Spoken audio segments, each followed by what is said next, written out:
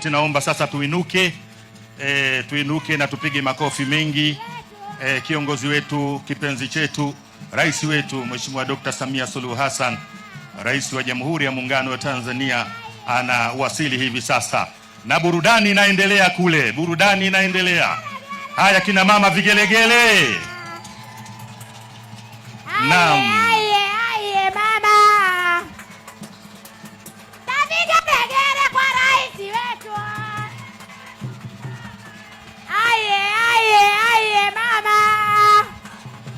Tupige makofi mengi. Mheshimiwa Dr. Samia Suluhu Hassan, rais wa Jamhuri ya Muungano wa Tanzania, ameshateremka, anasalimiana na viongozi mbalimbali.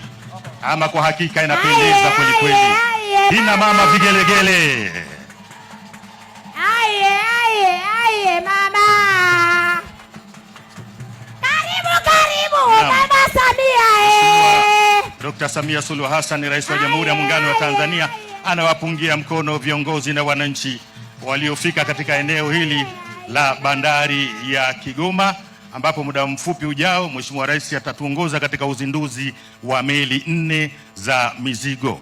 Mheshimiwa Rais, karibu. Na hapa mwenyeji wetu ni Waziri wa Uchukuzi, Mheshimiwa Profesa Makame Mbarawa. Kwa ridhaa yako naomba nimkaribishe. Mheshimiwa Rais, kwanza tunakushukuru sana kwa kupata muda kuja kutufanyia au kutuzindulia meli zetu 4 hizi za mizigo.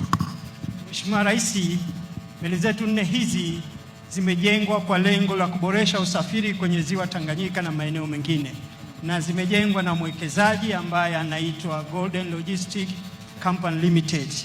Meli moja iko hapa sasa hivi kwa ajili ya uzinduzi kwa niaba ya meli zote 4.